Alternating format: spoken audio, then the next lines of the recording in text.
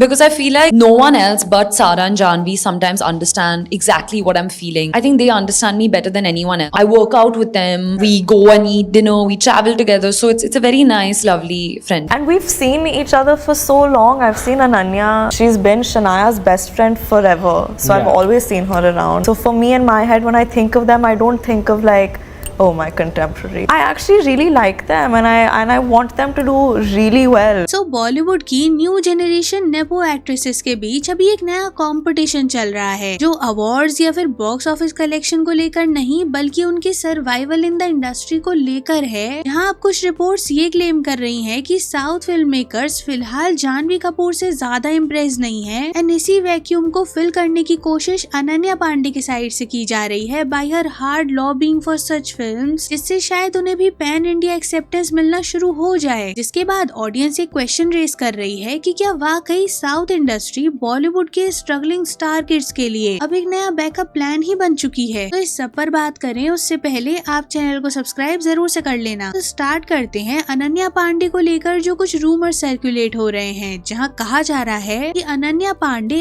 एलिजेटली एक senior south superstar के opposite major role के लिए काफी ज्यादा एक्टिवली इंटरेस्टेड हैं, और इसी वजह से वो ऐसी फिल्म्स में रोल्स के लिए लॉबी भी कर रही हैं। और इनफैक्ट क्लेम तो ये तक किया जा रहा है कि जानवी कपूर को लेकर जो एक्साइटमेंट कुछ टाइम पहले तक साउथ इंडियन ऑडियंस में था, वो भी रिसेंट कुछ कंट्रोवर्सीज की वजह से गिरता जा रहा है। और इसी बीच अनन्या का कैंप रिपोर्टेडली खुद को एक प्रिफर्ड ऑल्टरनेटिव की तरीके से पोजीशन करने की कोशिश कर रहा है। नाउ इंटरेस्टिंग पार्ट इज कि सारे रूमर्स किसी एक स्पेसिफिक प्रोजेक्ट को लेकर नहीं बोले गए हैं। ऐसे नरेटिव तो कुछ ऐसा बिल्ड हो रहा है कि जैसे ऑब्जेक्टिव एक फिल्म नहीं है, पूरी साउथ इंडियन स्पेस में अपनी एक जगह बनाना है। क्योंकि ऑफ कोर्स ये सब वेरीफाइड सोर्सेज से तो नहीं बोला जा रहा है, बट हाँ रिपोर्ट्स ये तक क्लेम कर रही हैं कि अनन्या का पीआर वो पूरी स्ट्रेटेजी यूज कर रहा है, जिससे अभी जो जानवी कपूर को लेकर नेगेटिविटी बन रही है उसको अनन्या के लिए एक एडवांटेज की तरह यूज किया जा सके। और सिर्फ इतना ही नहीं, आगे तो ये भी कहा जा रहा है कि अनन्या अब मासी कमर्शियल सिनेमा की तरफ ज्यादा शिफ्ट करना चाहती है, क्योंकि कुछ ओटीटी प्रोजेक्ट्स जैसे कि कॉल मी बे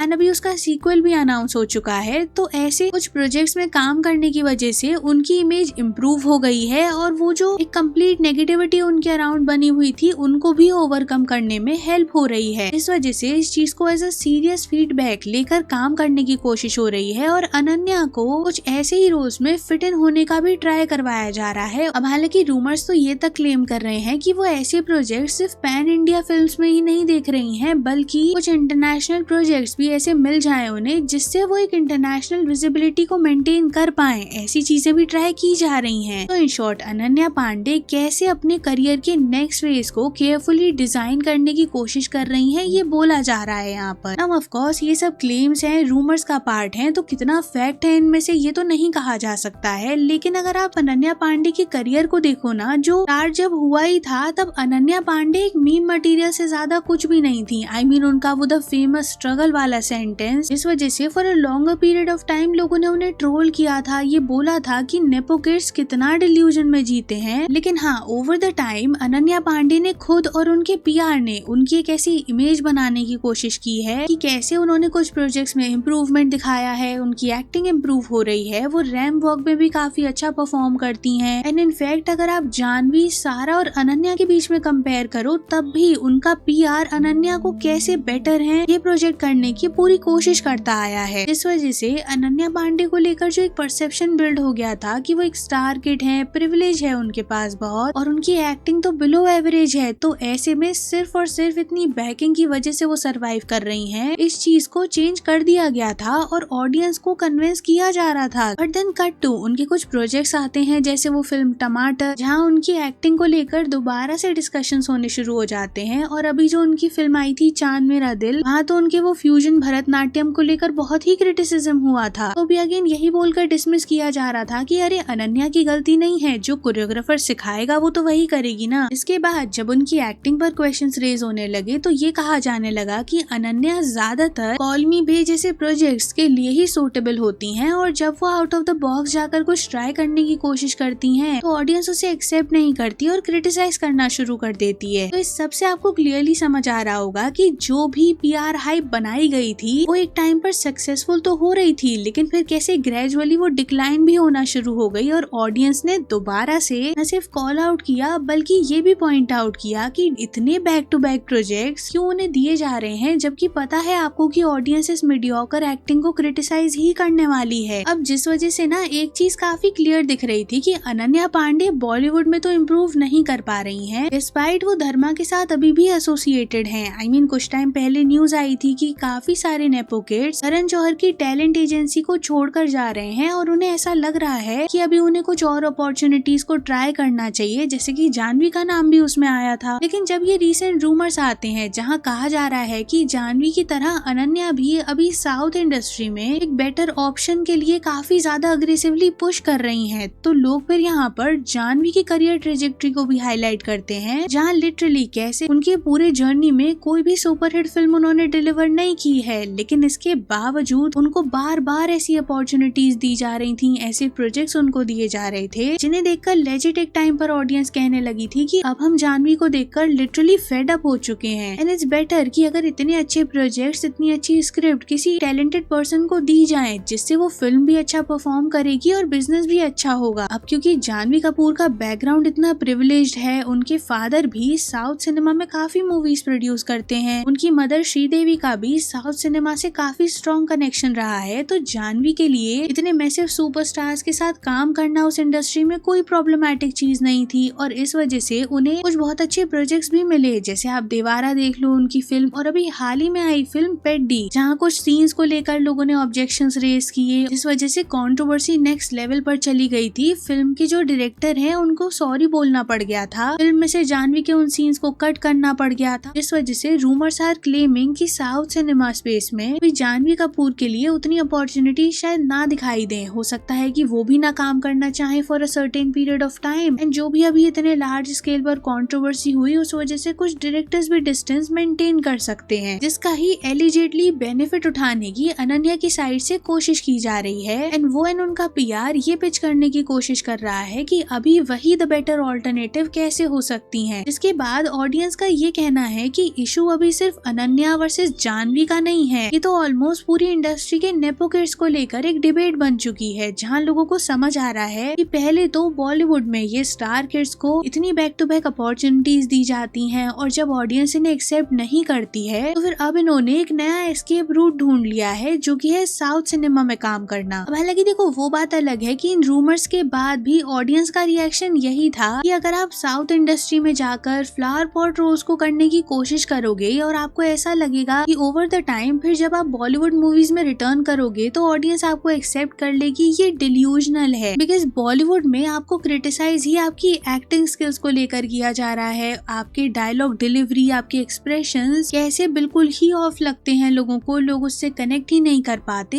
ये बड़ा मेन इशू है। एंड इसी वजह से जब तक इन चीजों को एड्रेस नहीं किया जाएगा कुछ भी चेंज नहीं होने वाला है। बाकी तो अब आपका इस पर क्या ओपिनियन है कमेंट बॉक्स में जरूर बताना। And don't forget to like and share the video, subscribe to the channel and thanks for watching.